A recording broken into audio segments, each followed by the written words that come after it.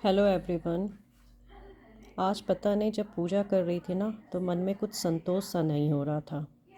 तो मैंने आज ये नित्यक्रम पूजा प्रकाश की किताब निकाली और उसे मैंने पढ़ने लगा। जब मैं इसे पढ़ रही थी ना तो मुझे काफ़ी कुछ इस समझ में आ रहा था कि पूजा किस प्रकार से करनी चाहिए, कौन से मंत्र बोलकर फूल चढ़ाने चाहिए, फल चढ़ाने चाहिए, कैसे सूर्य देव को कौन से मंत्र बोल के चढ़ाने चाहिए, जल देने चाहिए। ऐसी बहुत सारी विधियाँ जो हमें नहीं पता है। लेकिन ये पुस्तक इतनी अच्छी है ना कि हमारे छोटे छोटे समाधान इस पुस्तक में लिखे हुए हैं। इसे हम लोग रोज़मर्रा में किए जाने वाले जो पूजा होते हैं उन्हें बहुत ही सरल विधि से इसमें बताई गई है। इस किताब में दिए गए सारे मंत्र, विद्या, ज्ञान, जितनी भी चीज़ें हैं वो काफ़ी सही तरीके से बताया गया है। आप लोग भी इस पुस्तक को मंगा करके इससे काफ़ी कुछ ज्ञान अर्जित कर सकते हैं।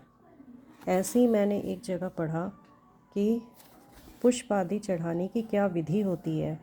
इस पुस्तक में लिखा है कि फूल, फल और पत्ते जैसे उगते हैं वैसे ही उन्हें चढ़ाना चाहिए। उत्पन्न होते समय उनका मुख ऊपर की ओर होता है, अतः चढ़ाते समय इनका मुख ऊपर की ओर ही रखना चाहिए। इनका मुख नीचे की ओर न रखें।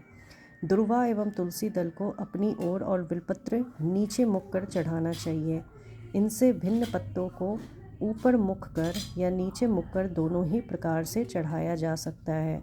दाहिने हाथ के करतल को उत्तान एवं मध्यमा, अनामिका और अंगूठों की सहायता से फूल चढ़ाना चाहिए।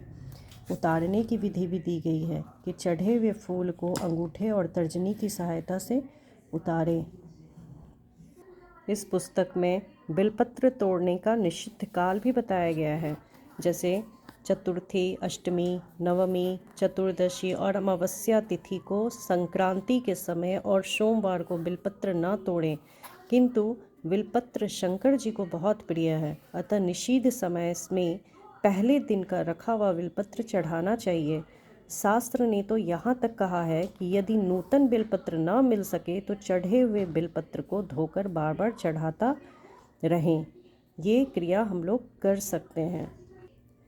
फूलों के बारे में भी ऐसी व्याख्या है कि समानतया निषिद्ध फूल कौन कौन से हैं। यहाँ उन निषेधों को दिया जा रहा है जो सामान्यतः सब पूजा में सब फूलों पर लागू होते हैं। भगवान पर चढ़ाया हुआ फूल निर्माल्य कहलाता है। सूंघा हुआ या अंग में लगाया हुआ फूल भी इसी कोटि में आता है। इन्हें न चढ़ाएं।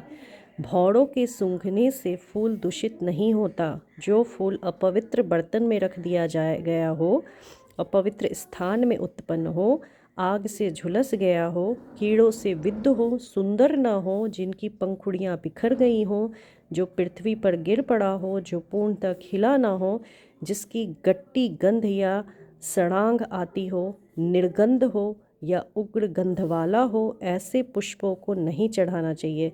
जो फूल बाएं हाथ पहनने वाले अधोवस्त्र, आक और रेंग के पत्तों में रख कर लगाए गए हों वे फूल ताजे हैं।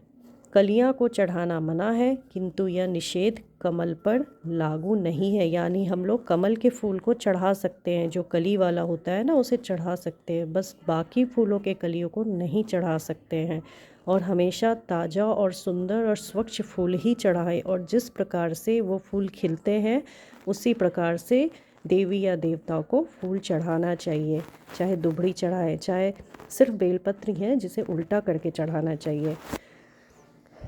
फूल को जल में डुबाकर धोना मना है, यानी कभी भी फूलों को हमें धो करके नहीं चढ़ाना चाहिए। केवल जल से इसका प्रोक्षण कर देना चाहिए। जैसे हम लोग आचमन्यम खुद को करते हैं ना, थोड़ा सा जल लेके छींट लेते हैं, तो उस प्रकार फूल पे जल छींट सकते हैं, लेकिन उन्हें जल में डुबाकर धोना नहीं चाहिए। तो इस प्रकार आज मैंने आपको बताया कि फूल और बेलपत्र को हमें किस प्रकार चढ़ाने चाहिए। हम लोग जो पूजा पाठ डेली करते हैं वो हमें किस प्रकार से भगवान को प्रसन्न करना चाहिए। ये छोटी सी जानकारी मैंने आप लोगों को दी। कोशिश करती हूँ कि आगे भी मैं आपको इसी प्रकार से जानकारी लूँगी, और मुझे उम्मीद है कि ये थोड़ा आप लोगों को अच्छा लगा होगा इसकी जानकारी। धन्यवाद।